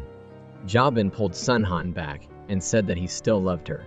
He also said that Sun Han owed him and should repay him with her love. Sun Han pushed his hand away, but Zhao Bin continued to hold on. As they were struggling, Andy came over. Zhao Bin brazenly said that Sun Han was his girlfriend and that they were just having a little spat. Sun Han didn't explain. She looked at Andy, and sure enough, Andy said that he couldn't see her off anymore. Zhao Bin told Sun Han that no man could ignore this and then demanded to see Sun Han and Jinan off. Jinan immediately said they had a car. Back home, Jinan ordered Sun Han's favorite pizza and poured wine for them both to drink. They comforted and encouraged each other. Sun Han said that tomorrow, she would look for a new job and a new home and start a new life. Sun Han went for an interview, but it wasn't successful. Her senior sister said that a few days ago, she had shown Sun Han's resume to the company's leader, and the leader was very happy. Why didn't she get the job today? She asked Sun Han if she had offended some big shot. Sun Han immediately knew that Zhao Bin was up to something. Jinan was sleeping when she received a call from Xinji, urging her to continue writing her manuscript. Jinan said she and Sun Han were in a lay low and wait phase. She didn't want to think about anything anymore. Jinan received another call, this time from Zhao Peng, and she couldn't hold back her tears. Jinan went to Kangding alone, where her love for Zhao Peng began. Jinan felt that where love began, it should end. She wanted to be there to say goodbye to their 7-year relationship. Zhao Peng brought late-night food to find Xinji. Xinji was surprised and asked, "Do they have Suzhou food in Hong Kong?" Zhao Peng said he had been searching for a long time to find it. Xinji said she would come there next time. Zhao Peng immediately offered to take her there. Xinji remained silent. When he was taking Xinji home, Zhao Peng said he and Jinan had broken up. He also made it clear that he and Emily had nothing going on. Xinji said that he should tell Jinan these words. Xinji was working when Lawyer Hu arrived. She wanted to talk to Xinji in private.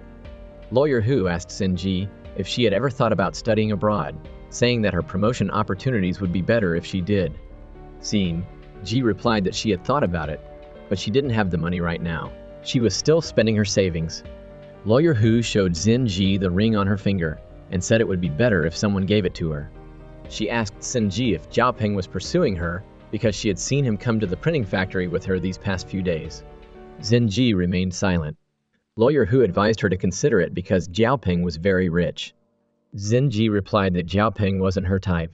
She was about to go back to work when she received a message from Zhao Peng inviting her to dinner. Xinji planned to reply, but then she deleted the message. In the end, she didn't reply. After work, Xinji went to the owner of the diner and told him that someone was chasing her. The owner asked if the guy was handsome. Xinji asked back, "Why aren't you asking if he's rich?" The owner said, "If you're asking that, then he's definitely rich." Sinji replied, "He's extremely rich. So rich that even if people don't like him, they'll like him for his money." The owner advised Zinji to give the guy a chance. Maybe she would like him. Zinji asserted that she wouldn't like him and then asked back, "If your daughter asked you like that, what would you say?" The owner replied, "I would tell my daughter that if you like him, then I like him too." Jinan and Sunhan were drinking in a bar. Sunhan asked Jinan if she was drinking to drown her sorrows. Jinan said she was drinking for fun.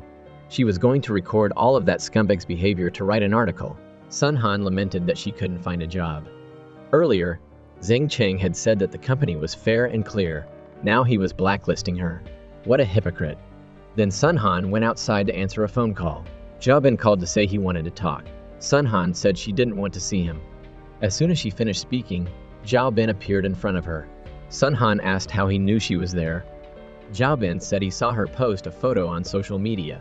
Jiabin handed Sunhan a diamond ring and said that he loved her and hoped she would forgive him. Sunhan no longer believed his words, but Jiabin swore that he would divorce Zheng Cheng. He said he would wait for Sunhan to get pregnant and then marry her. Sunhan questioned why he was still thinking about divorce while Zheng Cheng was undergoing IVF for him. Jiabin said it had failed and promised to get a divorce within a year. The soonest would be 6 months. Sunhan said this was the last time she was forgiving him. She asked if the ring was a token of his promise. Jiabin replied, "Yes." Jinan was drinking when she heard a man criticize women for their poor drinking capacity. He was talking to the bartender named Shui. Jinan heard him and wanted to challenge the man to a drinking contest. If he lost, he would have to apologize to all women. Shui introduced the two to each other. Wang Zilu and Jinan drank so much that they ended up in the hospital. In her hazy state, Wang Zilu said something that made Jinan realize that it was exactly like the signature on the social media of someone she used to love. Xinji and Xiaopeng finally finished work at the company.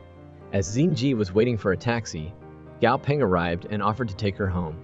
In the car, Xiaopeng confessed his love to Xinji. She closed her eyes, looking like she was sleeping.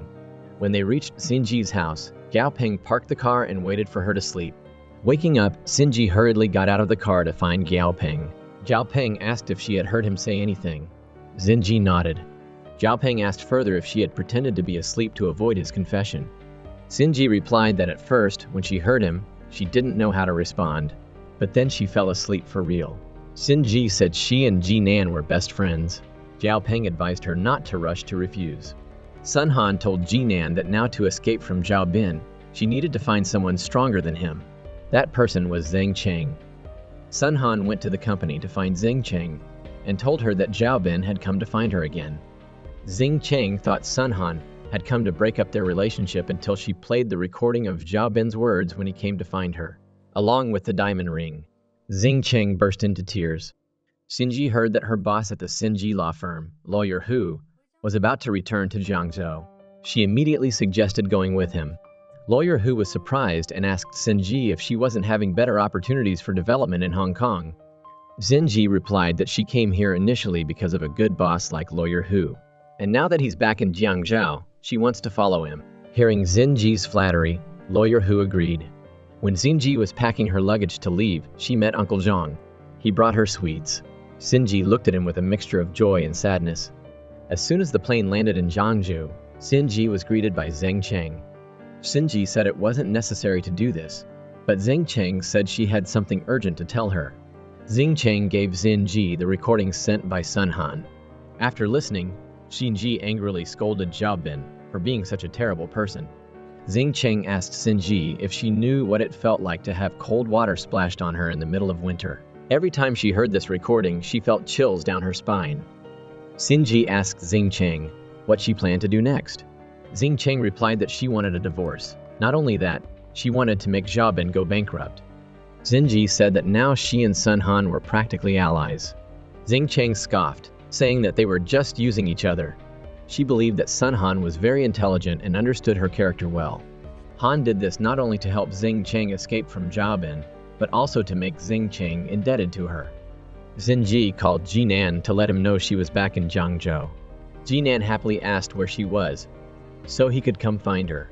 When he got there, he was surprised to find that Xinji lived right across the street from him. Xin Ji said she had lived there before, and after returning, she found information on a real estate app and rented her old apartment again. Nan remembered that Chu Yifan used to live there too, and that after Xin Ji went to Hong Kong, he hadn't moved out. Hearing this, Xin Ji guessed that they probably knew each other before. The two friends went out to eat street food together. Nan inquired about Jiao Peng's situation. Xin Ji said that the printing house was busy, and Jiao Peng had lost a lot of weight. Nan teased that the guy must have someone special in his heart, so he didn't take the initiative to contact Xin Ji.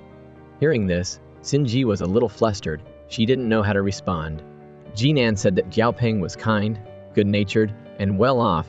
He was very curious to know what kind of girl would catch his eye. Hearing her friend say this, Xin Ji felt very guilty. At this time, Luo Ma came to the law firm where Xin Ji worked to intern. Xin Ji found him very familiar. Then she remembered that this was the guy she added on WeChat when they played the Truth or Dare game at the bar the other day. Luo Ma took the initiative to find Xin Ji and told her that he came for her and asked if he could pursue her. Xin Ji refused, saying that she didn't need love right now. Luo Ma respected her decision, but also affirmed that he was free to do whatever he wanted, as long as it didn't affect her work. Zilu found Jinan and demanded compensation. Jinan was confused and asked why she had to do that. Zilu said she had taken advantage of his unconscious state to unlock his phone and pay for his hospital fees, which was illegal. He demanded that Jinan pay half the hospital fees. Jinan refused, and Zilu followed her relentlessly. Unable to bear it any longer, Jinan had to transfer the money to him. Back home, Jinan felt more and more resentful. She decided to investigate Zilu's background. She went to the bar where they made the bet that night and asked Shui about Zilu. Shui said he was an art student who was once quite famous on the Adu forum. Hearing the name, Adu, Jinan became even more curious about Zilu's true identity. She found out where he worked and went to find him. Xing Cheng made an appointment with Sun Han and introduced her to lawyer Wang, her divorce lawyer, so they could discuss the case. Sun Han took advantage of the opportunity to go shopping and made Jub and pay, then told Jinan that this was a task assigned to her by the lawyer. As for Jiao Peng, he also returned to Jiangzhou to pursue Xin Ji. He took her to eat delicious food. Xin Ji asked Jiao Peng if he had contacted Jinan. Jiao Peng admitted shyly that he was afraid that if he met Jinan, he would no longer have the courage to see Xin Ji again. Xin Ji remained silent. Meanwhile, Jinan posted Zilu's phone number on various repairman search websites, causing him to be constantly bothered by strange calls. She went to apply for a writing position for Zilu and realized that he was a pretty good guy. Jinan and Zilu were having a crayfish dinner. Zilu kept staring at the legs of a girl wearing shorts.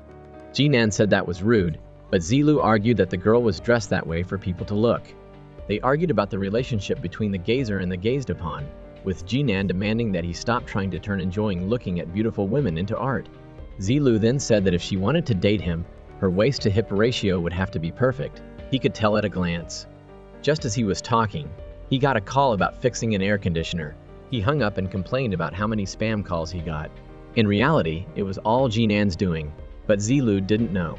Jinan muttered under her breath, "Who told you to be so talkative?" When they finished eating, they were about to leave when they saw Xin Ji and Jiao Peng getting out of a car. Jinan immediately felt betrayed by them. She told Zilu to pretend to be her boyfriend, and then went over to greet Xin Ji and Jiao Peng.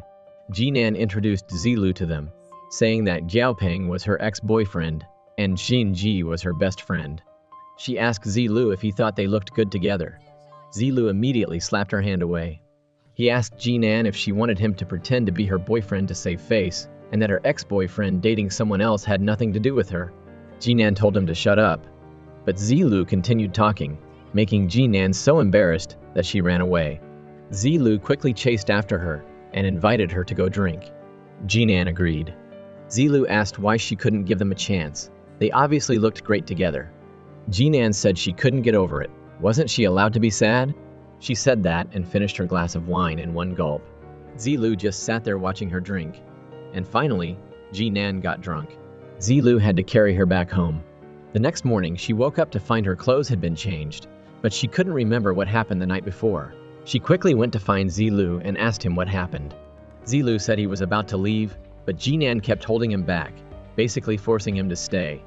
Jinan was extremely embarrassed when she heard this, but Zilu said that he was a man of principle and nothing happened between them. He stayed with her until 2 in the afternoon, and seeing that she was fine, he left. Jinan thanked him, but Zilu said there was nothing to be thankful for. He wouldn't touch anyone he didn't like. As Jinan was about to leave, Zilu said he had read her article, and it was very good. He invited Jinan to his studio to write short comics. Jinan agreed to think about it. Xinji kept calling Jinan, but she didn't answer. Xinji sent a voice message saying she wanted to meet and talk things out, but Jinan still ignored her. Xinji hurried back to the apartment building and just happened to run into Jinan. She wanted to explain to Jinan, but Jinan said that her business with Gao Peng had nothing to do with her, and there was no need to explain. Xinji said she was her best friend. Jinan became even angrier after hearing this. She said that she had heard a saying before. Friendships made after 25 are like cheap earrings from the mall. You put them on when you feel like it, and when you don't, you throw them away and don't care. After saying that, Jinan walked away without listening to Xinji's explanation.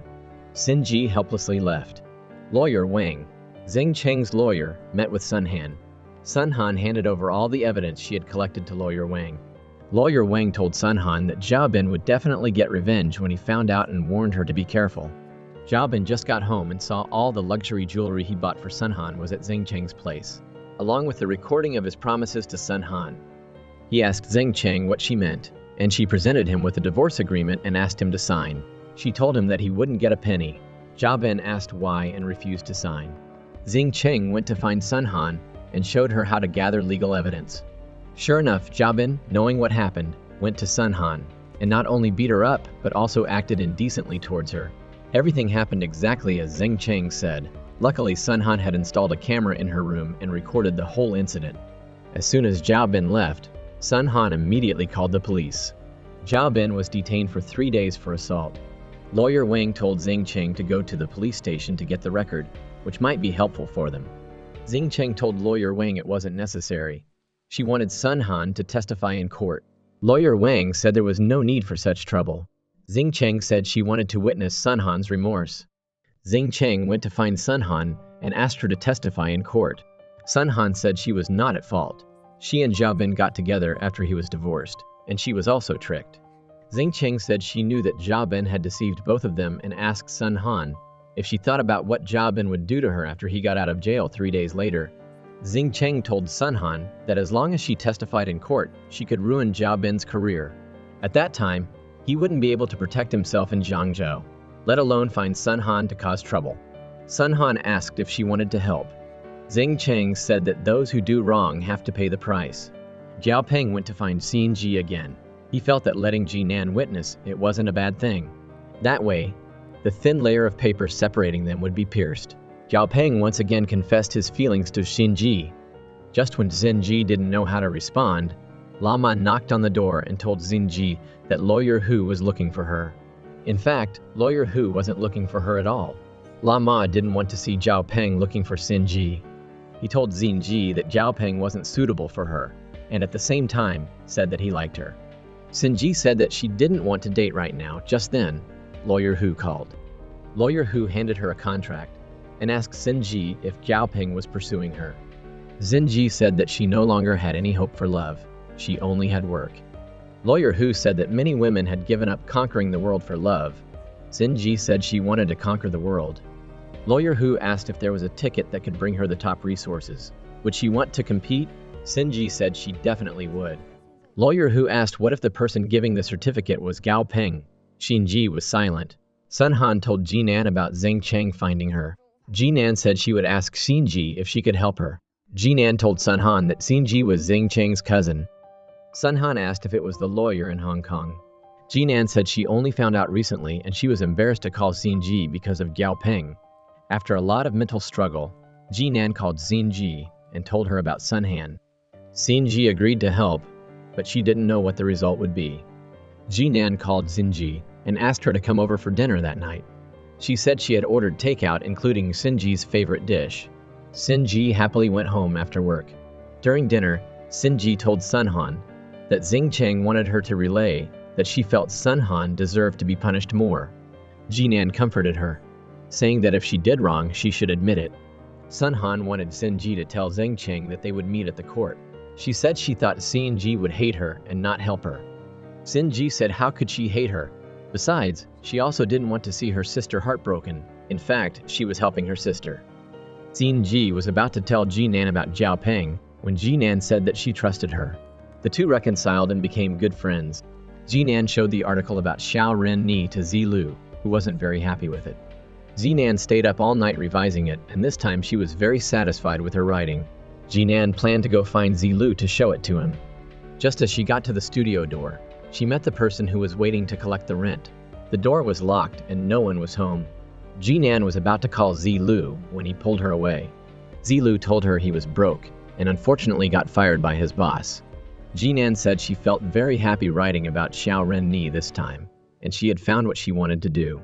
Jinan decided to use all her savings, 30,000 yuan, to save Xiao Ren-ni, and she planned to invest in Zilu's studio. Zilu was very happy that she was joining him. Xiaobin was released from prison, and Xing Cheng went to see him. She handed him a court summons. Their divorce trial would be held next week. Xiaobin asked her if she wanted to ruin his career. Xing Cheng said she was only taking back what she had given him. The next day, at a toy store having a promotion, Xin-ji happened to see Jinan's post on social media and went to help. Jinan gave Xin-ji the cashier job and greeted customers himself. Surprisingly, Chen Shi, a rich friend who used to be Jinan's colleague, also stopped by after seeing the post. The two happily reminisced about the past. Chen Shi revealed that she was getting married, leaving Jinan completely stunned when she learned that the groom was Yi Peng, who had disappeared all this time. As if not noticing the change in Jinan's expression, Chen Shi talked about their romantic love story in Tahiti. Hearing this place, Jinan suddenly understood why Yi Peng had disappeared so suddenly. Yi Peng acted nonchalantly as if he didn't care about Jinan's reaction. However, when he saw Xin-ji, his expression suddenly became complex. Leaving the store, Yi Peng glanced at Xin-ji with an indescribable mix of emotions in his eyes. On the way back, Chen Shi questioned Yi Peng about his relationship with Jinan. She intentionally brought Yi Peng to the store today because she believed that their meeting in Tahiti was not a coincidence. Yi Peng cleverly used sweet words to assure her that everything he did was because he loved Chen Shi and his relationship with Jinan had ended long ago. Chen Shi continued to question him about the women before Jinan. Seeing Yi Peng's silence, she warned him that her parents were very meticulous in choosing a son-in-law. They were getting married, and her parents would definitely investigate his background. Chen Shi let Yi Peng decide whether to confess or be found out. Cornered, Yi Peng got angry. It was rare for him to lose his temper. Seeing this, Chen Shi softened her tone, saying that she was just testing him. Jinan told Xin-ji about Yi Peng, ditching her to chase after a fake fortune teller in Tahiti. She mocked herself, saying that the love she had cherished turned out to be a farce. Xin-ji realized that Jinan was trying to act happy. Before leaving, she told Zilu to stop Jinan from drinking and take good care of her. Back home, Xin-ji saw a letter on the doorknob. The sender was none other than Yi Peng. In the letter, Yi Peng poured out his heart, saying that when he saw Xin-ji, countless emotions came flooding back. He knew that he had acted cowardly and shamefully by chasing after money. Now, although he seemed to have achieved his goal, he lived in shame. Perhaps this was the price to pay for his choices. Regardless, he had truly loved Xin-ji and sincerely wished for her happiness now. Xin-ji told Jinan about Yi Peng's heartfelt words. She simply described his life with 2 words: pathetic. Yi Peng was the past, now Jinan's heart only belonged to Zilu.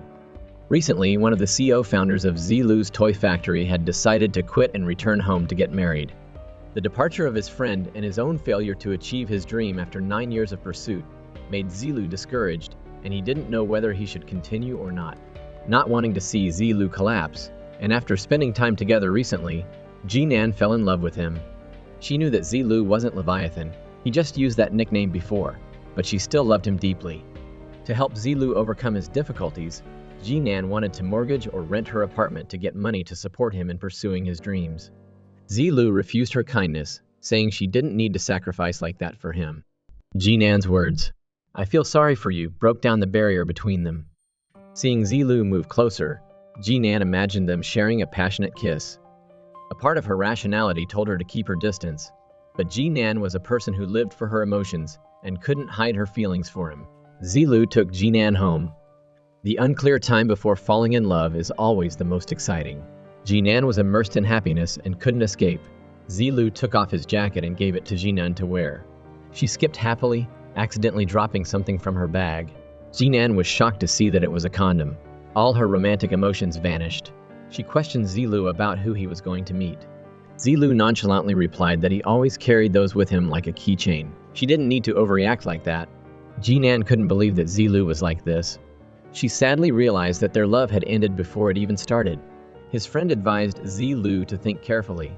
He would definitely regret it if he missed out on Jinan. It turned out that Zilu had intentionally let Jinan see the condom. Maintaining a toy store with no future, he didn't know what tomorrow would bring, and he didn't want to ruin Jinan's life. The only way was to make her stay away from him. Jinan was heartbroken at home when Zhao Peng, who was also heartbroken, brought wine to her house to relieve his sorrows. Not long ago, knowing that Xinji was going back to her hometown, Zhao Peng appeared in front of her. Luo Ma watched them leave the company, feeling both disappointed and envious. After dinner, Zhao Peng took Xinji home. He probed to see if she would invite him to have tea at her place. Xinji made an excuse that it was late, and she had to work overtime to refuse. Zhao Peng realized she was making excuses, but he remained firm, saying he could wait. Xinji returned home, and was surprised to see Luo Ma waiting for her. Luo Ma knew she still had work to do, so he brought her the documents. Xinji invited Luo Ma to have tea at her place. Luo Ma stayed to help her finish her work. Before leaving, he asked about her relationship with Zhao Peng. Xinji said that Zhao Peng was her client. Luo Ma was very happy to hear this and asked Xinji not to call him little brother anymore. The next day, Xinji went back to her hometown. As soon as she got home, she saw Zhao Peng waiting downstairs. Zhao Peng insisted on taking her to the train station. Halfway there, Xinji discovered that this wasn't the way to the station. At this point, Zhao Peng confessed that he wanted to take her directly to her house. When they arrived, Xinji had to invite Zhao Peng to visit. Zhao Peng brought a gift he had prepared to introduce himself to her family. After dinner, Xinji saw Zhao Peng off. Her mother asked her why she didn't just refuse him. Xinji didn't expect her mother to see through her thoughts. She thought that guys like Zhao Peng would be very popular with parents. Moreover, with Zhao Peng's ability, if they were together, her career would be greatly supported. It was precisely because of these practical issues that she couldn't refuse Zhao Peng definitively. Hearing her daughter's thoughts, Xinji's mother said she could achieve everything she wanted on her own. The most important thing was to find someone she loved and spend the rest of her life with. Xinji pondered what her mother said. Xinji's mother revealed that the reason she called her daughter home was because she wanted to remarry Xinji's father. Years ago, Xinji's father went bankrupt and was chased by creditors, so he had to go into hiding. To avoid implicating her and her daughter, he lied and said he had another woman and wanted to cut off ties with them. This made Xinji's mother mistakenly believe that her husband had abandoned his wife and children to run off with another woman. Even though he came back later to explain, she didn't give him a chance. When Xinji was a child, since she didn't know the truth, her mother always told her that her father was a terrible person who abandoned them and forbade her from mentioning the word father. Hearing this, Xinji felt something was off. She asked her mother if she had any pictures of her father. Looking at the picture, Xinji was stunned. The man in the picture wasn't the famous lawyer in Hong Kong, Sun Hu. She quickly asked her mother about the picture she took with Sun Hu. At this time, her mother realized that Xinji's grandfather had introduced her to a man named Sun Hu, but they didn't end up together. Knowing that her biological father was someone else, Xinji felt both funny and sad. The man she always considered her father, the target she had been striving for all these years, turned out to be a stranger. She immediately left the house. Sitting in a taxi, her tears wouldn't stop flowing. She couldn't accept the harsh truth that her efforts all these years went down the drain. The next morning, Xinji received a call from Zhao Peng early in the morning. Zhao Peng was standing under her house in her hometown and wanted to ask her out. Knowing that Xinji had been back in Jiangzhou since last night, Zhao Peng had a hunch something was wrong, and immediately came to Jiangzhou, determined to see Xinji. Stimulated by her father's incident, Xinji wanted to let go of everything, and she didn't want to get involved with Zhao Peng anymore. When they met, she rejected his feelings and hoped they could just be friends. Zhao Peng went to find Jinan to talk about being rejected by Xinji. While managing the company, he had encountered countless girls who proactively approached him. On the one hand, he enjoyed the feeling of being sought after, but on the other hand, he looked down upon those women who came to him for their own reasons. He felt he was on the verge of having a mental breakdown. Jinan also poured out her heart, saying that she had been very insecure after breaking up. But then she realized that a healthy love should be a connection of souls, not sacrificing everything for the other person. Whether she was good or not was for her to judge, not for others to decide. The two were like close friends, comforting and teasing each other, completely letting go of the past grievances. Before leaving, Gao Peng told Jinan that he decided to leave the company and return to the Botanical Research Institute. Jinan sincerely wished him well in living his life the way he wanted. While on leave at home, Sinji was unexpectedly visited by Luo Ma. Luo Ma noticed that something was wrong with her since she came back from her hometown and worriedly asked what happened. Sinji didn't tell him about the trouble she was in. She wanted to put her work aside for now, try to experience a different life, and try to be with Luo Ma. The two went to an amusement park together, releasing some energy. It had been a long time since Sinji had felt so relaxed. At the same time, the divorce case between Xing Cheng and Zhao Bin finally went to court. Having lost his job, Zhao Bin was relying on winning the case to gain maximum benefits for himself. However, Sun Han appeared as a witness, clearly unwilling to let him get his way. In court, Sun Han admitted to having a toxic relationship with Zhao Bin. Zhao Bin wanted to force her to withdraw, demanding that she state how many times they had had sex. Fearing that Sun Han would be embarrassed, Zheng Cheng asked the lawyer to reject this question. Unexpectedly, Sun Han not only didn't back down, but also warned Zhao Bin that if she really answered, it would be him who was embarrassed. She angrily said, "I'm here to testify, not to endure a witch trial. Everyone has the right to call me a third party, but only Zhao Bin doesn't have that right." After saying that, Sun Han boldly declared that she was not the reason for their divorce. She was like a mirror reflecting the truth, revealing the true nature of their separation. Zhao Bin didn't love her, and he didn't love Zheng Cheng either. He only loved himself, and was not worthy of women entrusting their lives to him. From another perspective, Zheng Cheng should thank her for helping her realize the true face of this man. Winning a resounding victory and escaping a bad man, Sun Han walked out of the courtroom. Striding under the bright sun, Xing Cheng went to find Sun Han. She had let go of her resentment towards Sun Han and genuinely appreciated her work skills. Xing Cheng invited Sun Han to Shanghai to be in charge of the branch. Sun Han took Xing Cheng's hand, feeling comforted that after all the hurt, she had gained a teammate and a friend. The three good girls got together to celebrate Sun Han and Xing Cheng's victory. Their free spirits collided. They were like immortal cockroaches, always able to get back up after hardship and adversity, strong and ready for a new day. Jinan returned to work and was surprised to learn that Zilu wanted to sell the toy store. As a shareholder, she stopped him and persuaded him to persevere for a little longer. Zilu had been defeated by reality and didn't want to continue struggling in vain. Jinan angrily reproached him, saying she liked a confident Zilu, not the cowardly and fearful man before her. Seeing that Zilu still wouldn't change his mind, Jinan left heartbroken. Standing in the train carriage, she couldn't hold back her tears. A night passed. Jinan told herself not to continue obsessively clinging. She straightened her hair and went for a job interview. However, during the interview, she remembered her faint existence at the old company, her persistent days of writing in Hong Kong. Jinan suddenly awakened. What she wanted wasn't a vague life like before. She wanted to continue pursuing her dream. Thinking this, Jinan resolutely abandoned the interview. Jinan decided to continue pursuing her dream of writing. After a selection process, she successfully joined the new media company she liked. She went to the toy store and found that it was closed. Zilu was gone. At this moment, she received a 30,000 yuan transfer from Zilu, thanking her for everything she had done. She couldn't help but burst into tears. After crying, she told herself to cheer up and move forward. Sinji's mother came to Jiangzhou to find her, apologizing for causing her to live in an incomplete family as a child. After a period of adjustment, Sinji was able to untie the knot in her heart. While eating the food her father made, which her mother brought, she accepted the truth that her parents were back together and wished her mother happiness. At the end of her vacation, she immediately threw herself into her busy work. Lawyer Sun Hu at the headquarters recognized her hard work and even gave her a basket of flowers. While she was happy, after work, Luo Ma took her to a bridal shop to try on dresses.